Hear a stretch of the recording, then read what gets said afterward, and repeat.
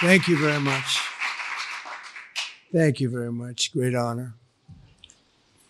Today it's my privilege to welcome the Prime Minister of a very special place, the United Kingdom, to the White House. Prime Minister Starmer, you've been terrific in our discussions. You're a very tough negotiator, however. I'm not sure I like that, but that's okay. Very, very special person. The Prime Minister and I have gotten off to an outstanding start. The U.S. and U.K. have a special relationship, very special, really like no other, passed down through the centuries. And we're going to keep it that way. We're going to keep it very strong as it is.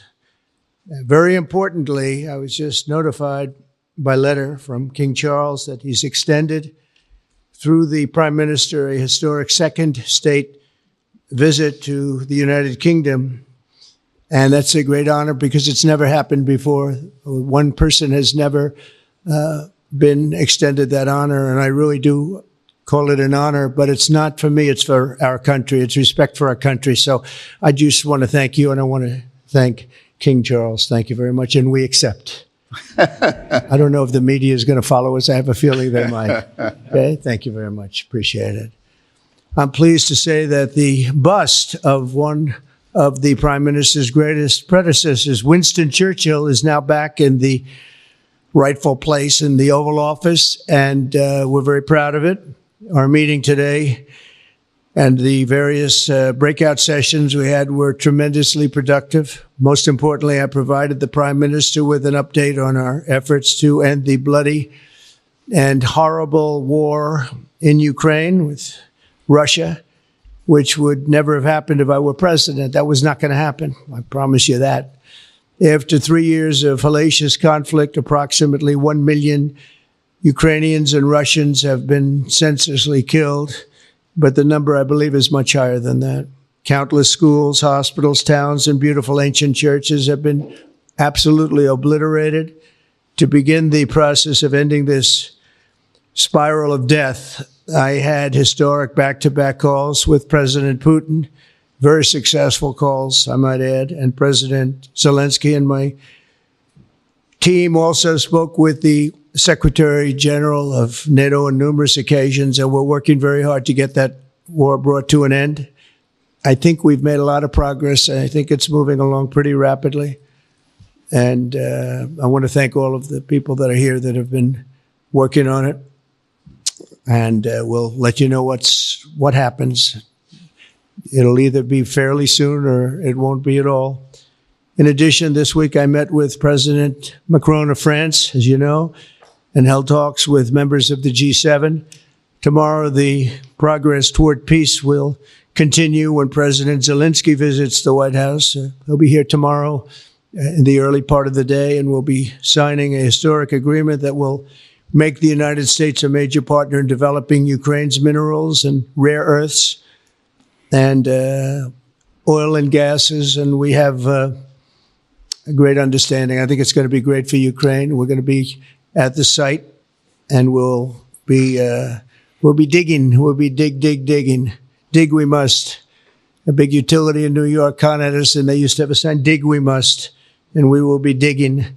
But much of the European aid to Ukraine has been sent in the form of loans for which they expect to be paid back, and we didn't have that honor under the Biden administration. He sent money, or just sent it money after money after money, and never had any knowledge of ever seeing it back. Maybe $300 to $350 billion, but under the breakthrough agreement, very unusual, which everyone said was difficult to get, but it's really very good for Ukraine and very good for us. The American taxpayers will now effectively be reimbursed for the money and hundreds of billions of dollars poured into helping Ukraine defend itself, which by and of itself is a very worthy thing to do. We've paid far more than any other country, and with most of our support, it's been paid in military, the finest weapons anywhere in the world.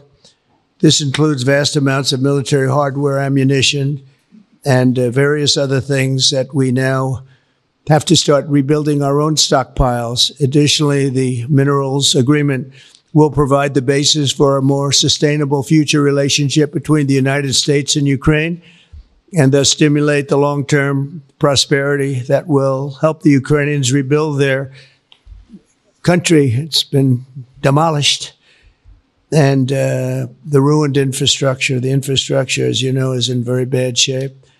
In just over 1 month, our administration has already achieved more progress toward peace than years in the other administration where they did nothing toward peace. They didn't understand what was happening. Our approach is basically common sense. As I said, so many of the things that we do are based on common sense. If you want peace, you have to talk, both sides. As I discussed with Prime Minister Starmer, the next step we're making is toward a very achievable ceasefire. We hope that that can happen quickly because thousands of young people, in this case, we're not talking about Americans, we're talking about Ukrainians and Russians are being killed every week, thousands. And it's a rough battlefield. It's a flat piece of land, and the bullet only stops when it hits somebody. And this week, I saw the reports, and it's I don't even want to say what they are, but thousands of people, young, vibrant people died. And we want to stop that. Senseless. Should have never happened. This will lay the groundwork for a long-term peace agreement that will return stability to Eastern Europe and hopefully ensure that such a terrible war will never happen on European soil or, for that matter, anywhere again. It's a horrible thing that's going on. The disaster in Ukraine shows exactly why it's so important for the United Kingdom and other NATO partners to make large investments in their defense capabilities. In many cases, 4% or 5% of GDP would be appropriate. I know that they're raising it. I just read an article, a great article about the work you're doing in the UK as to the military. You're raising it quite a bit, which is a great thing to do for your country. It's a great thing to do. It's sad that we need that, but probably need that. So congratulations on that. I know you got it through. After years of chronic underfunding, there's an urgent need to catch up for some countries. And I want to thank the Prime Minister once again for traveling here today. Working together, I believe that we'll once again demonstrate the power of our country's unique friendship. This is indeed a unique friendship. It's been many years, and I think it's only gotten stronger, and we will make sure that it stays that way. We're going to have a great trade agreement. One way or the other, we're going to end up with a very good trade agreement for both countries, and we're working on that as we speak. I think we'll have the confines. I think we'll have something maybe even in terms of possibilities agreed to very shortly. JD's working on it, Vice President, and Scott, and I'm just looking at this all from Mike. You're going to work on it. Everyone's going to work on it. We'll see if we can do something pretty quickly, but we're going to make some great trade agreements with the UK and with the Prime Minister, and it'll happen very quickly. So I just want to thank you again, and please thank King Charles for the invite, and I look forward to you giving our acceptance on behalf of the United States of America. Thank you very much, sir.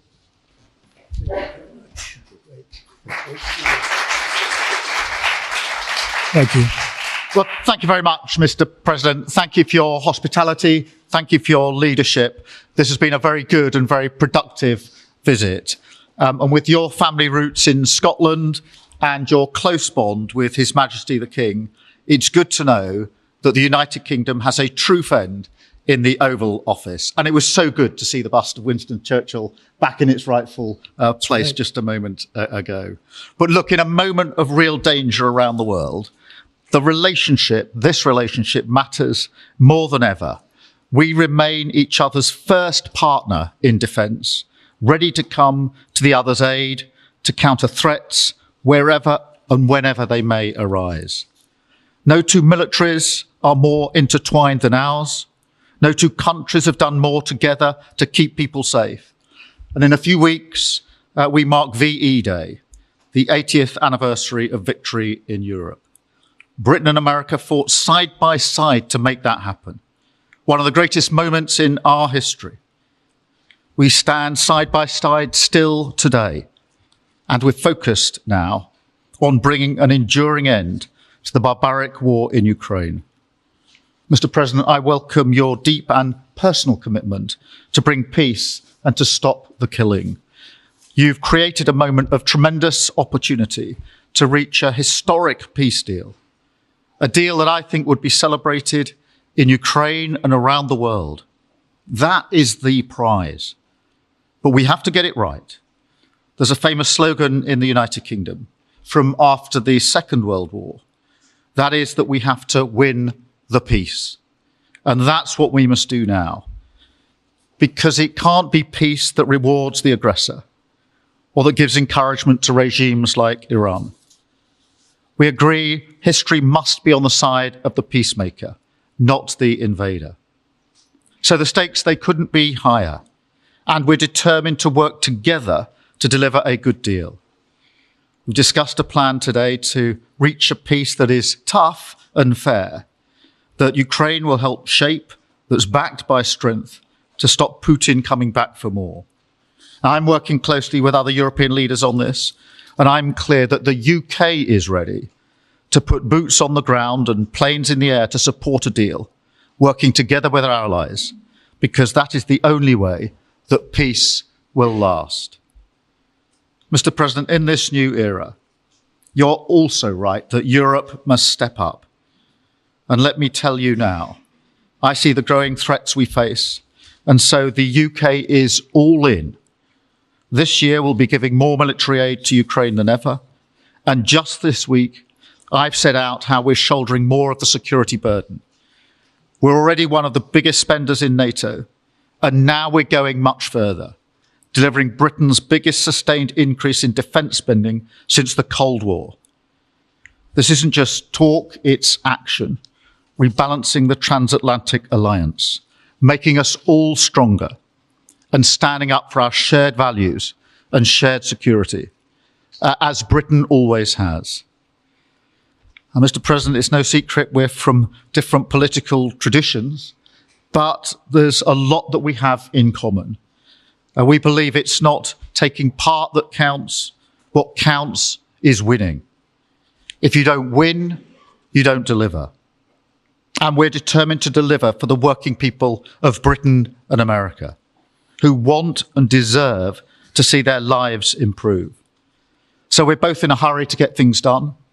And that's what the UK and US do when we work together. We win and we get things done. So we'll do what it takes to keep our people safe. We'll also work together to deliver some big economic wins that can benefit us both. We have a $1.5 trillion invested in each other's economies, creating over 2.5 million jobs across both economies. Our trading relationship is not just strong, it's fair, balanced, and reciprocal. We're leaders together in so many areas, ranked 1 and 2 in the world as investment destinations, 1 and 2 for universities, 1 and 2 for Nobel Prizes, 1 and 2 in golf as well, by the way. And we're the only 2 Western countries with trillion-dollar tech sectors, leaders in AI. And look, we take a similar approach on this issue. Instead of over-regulating these new technologies, we're seizing the opportunities that they offer. So we've decided today to go further, to begin work on a new economic deal with advanced technology at its core. Look, our 2 nations together shaped the great technological innovations of the last century. We have a chance now to do the same for the 21st century. I mean, artificial intelligence could cure cancer. That could be a moonshot for our age. And that's how we'll keep delivering for our people. There are so many opportunities.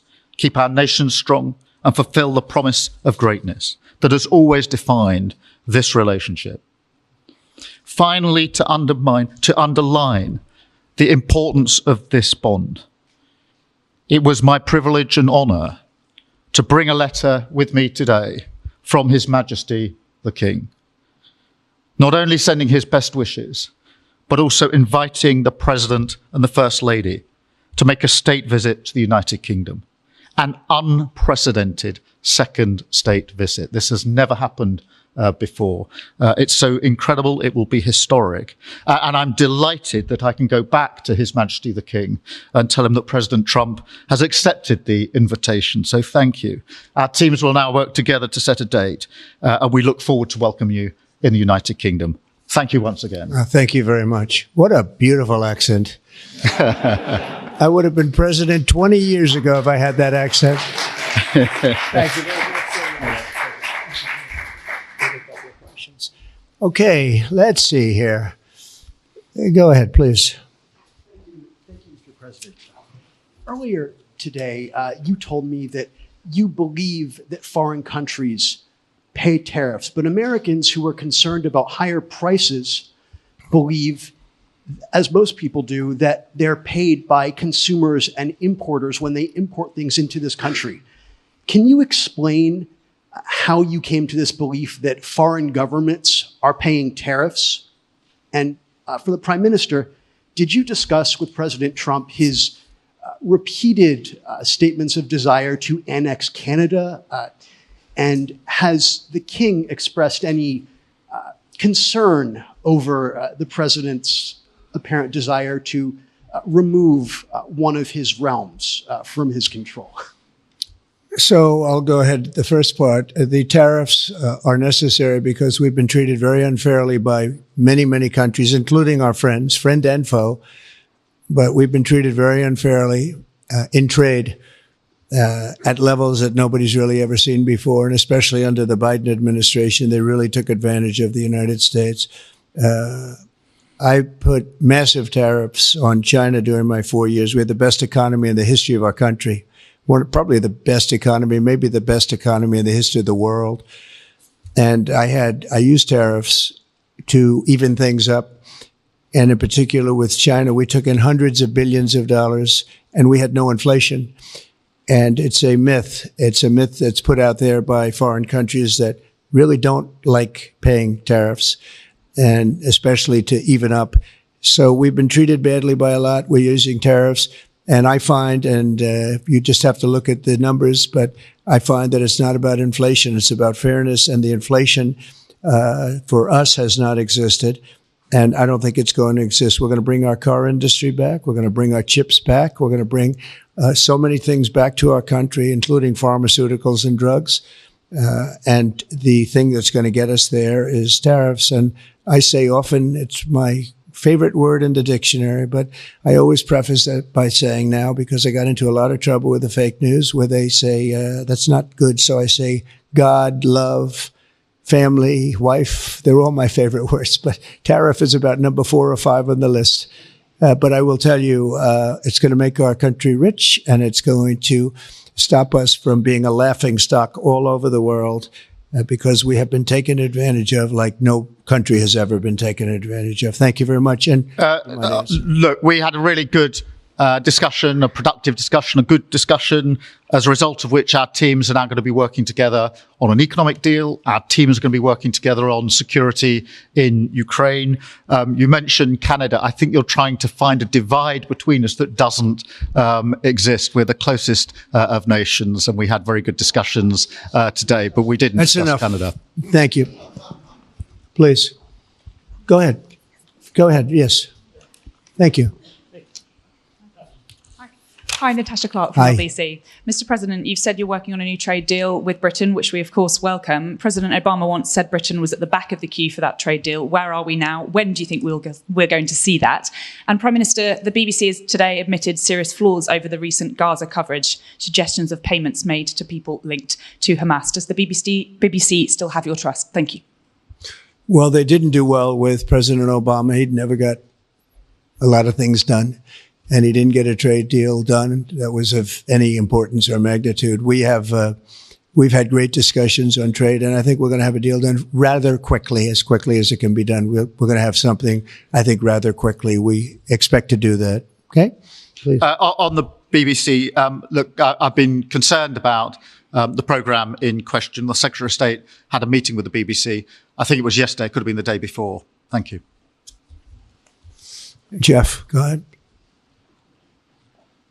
Thank you, sir. Pardon me. Mr. President, do you support Article 5 of the NATO treaty?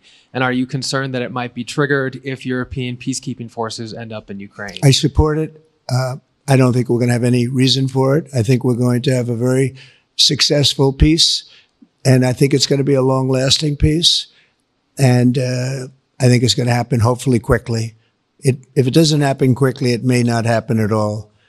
And we want it for two reasons. Number one, I want to see on a humane basis, I want to see soldiers stop getting shot, because largely it's soldiers now. Towns have been obliterated, but it's largely that. And I don't want to pay billions and billions and billions of dollars, nor does the Prime Minister or anybody else, on a senseless war that should have never happened. And we're going to get it taken care of. But I think it's going to be a peace that's going to be long-lasting. Do you have a question for the Prime Minister?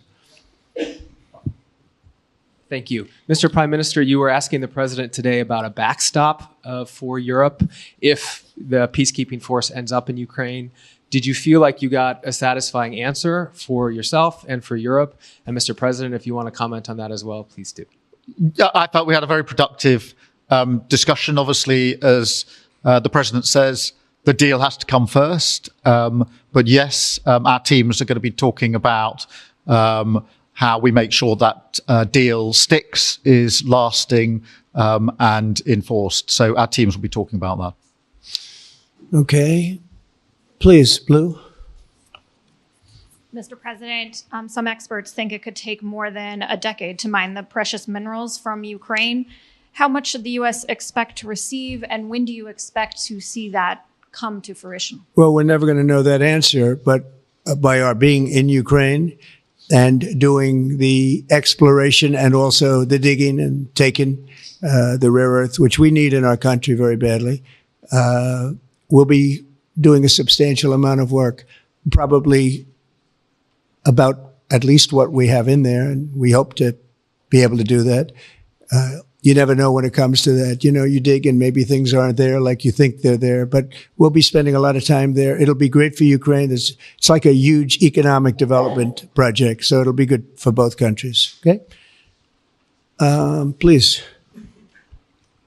Prime Minister, excuse me, Prime Minister, you've talked about putting British soldiers' boots on the ground in Ukraine in the event that President Trump succeeds with his peace deal.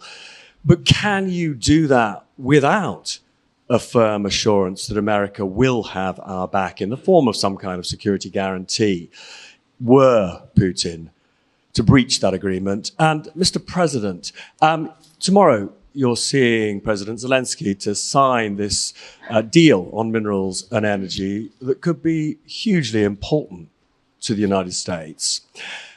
Will you take the opportunity to apologize to him for calling him a dictator while praising Vladimir Putin, who is a dictator? Well, Robert, let me start by saying I've been really clear today and previously that I think that European countries, including the United Kingdom, need to step up in our own defence and security. We've been doing that in recent days. You saw the announcement we made on spending just the other day.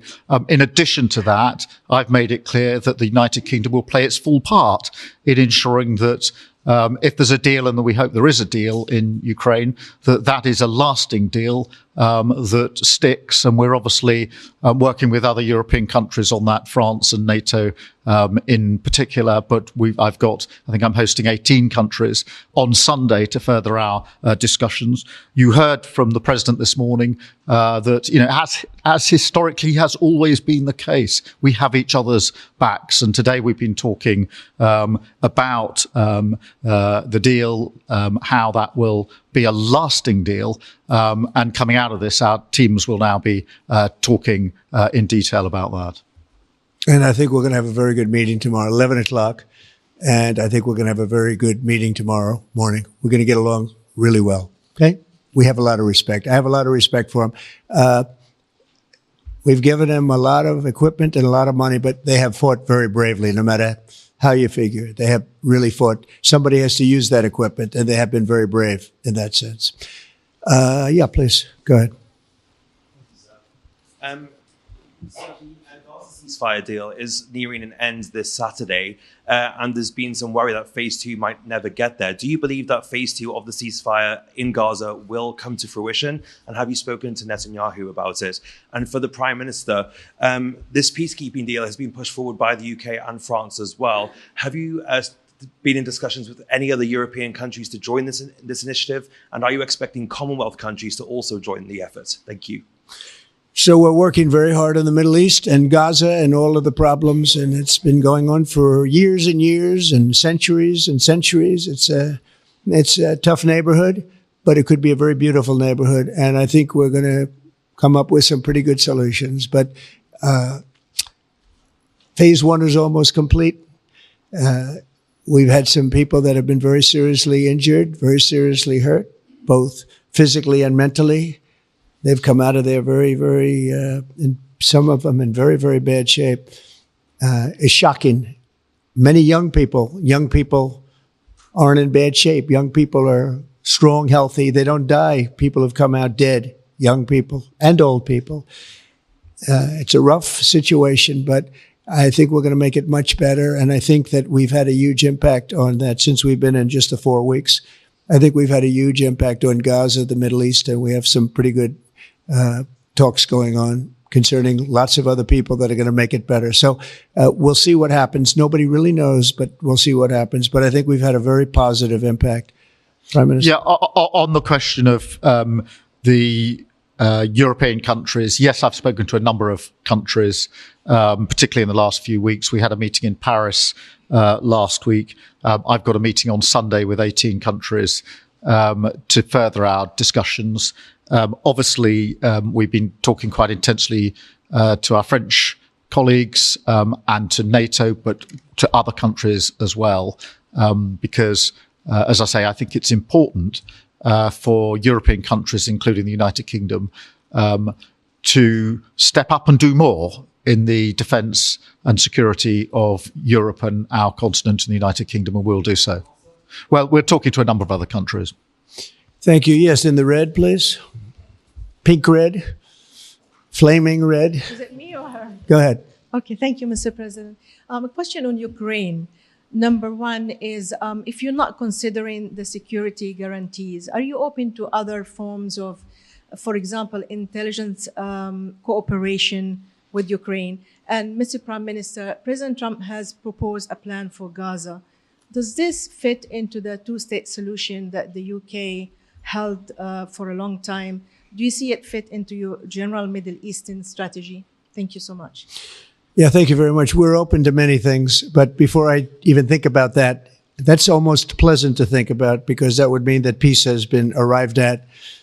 We have to arrive at that peace. And, you know, you went 3.5 years with an administration that never even really had a meeting. They didn't have a meeting on peace.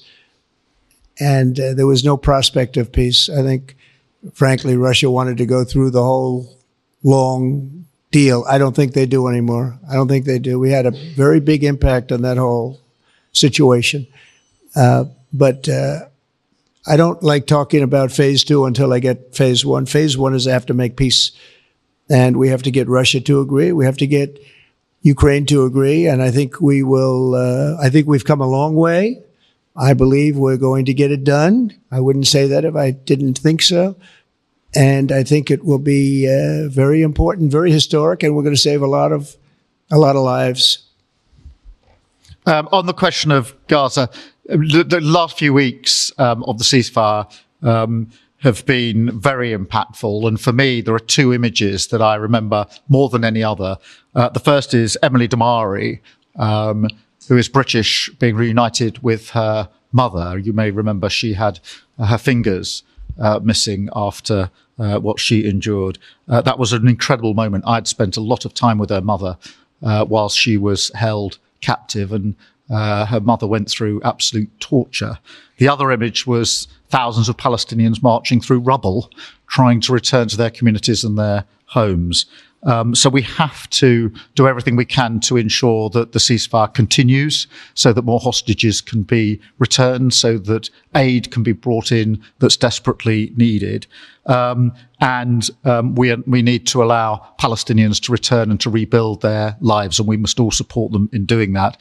And yes, I believe that the two-state solution is ultimately the only way for a lasting peace in the region. And think of that. She came home with her fingers and part of her hand blown off. That's terrible. How bad does it get? And we had others that came home in much worse shape than that. Yeah. It's a terrible situation. Please, yes. Thank you. Mr. President, did our Prime Minister persuade you not to put tariffs on the UK? And if I may, Prime Minister, do you think that Vladimir Putin is a man who will keep his word? Thanks. He tried. He was working hard, I'll tell you that. He earned whatever the hell they pay him over there. But he tried. I think there's a very good chance that in the case of these two great friendly countries, I think we could very well end up with a real trade deal where the tariffs wouldn't be necessary.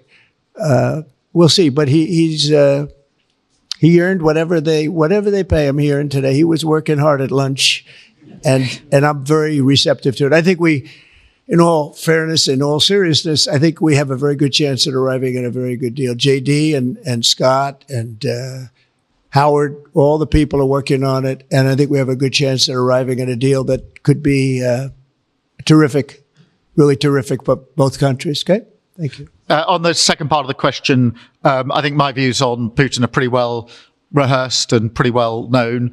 My concern is that if there's a deal, and I hope there is a deal, that it must be a lasting deal, that it's not a temporary measure. And that is why I think it's really important that Putin knows that this deal, a historic deal, which I very much hope comes about, is there, and it's a lasting deal. And that we're able to deal with any inclination he has to go again or go further. I think we'll have two deals. I think we'll have a deal on ending the war, and I think we're going to end up with a great trade deal with you. And it's an honor to be with you, and I want to thank everybody very much. Thank you very much. Thank you. Thank you. Thank you very much. Thank you.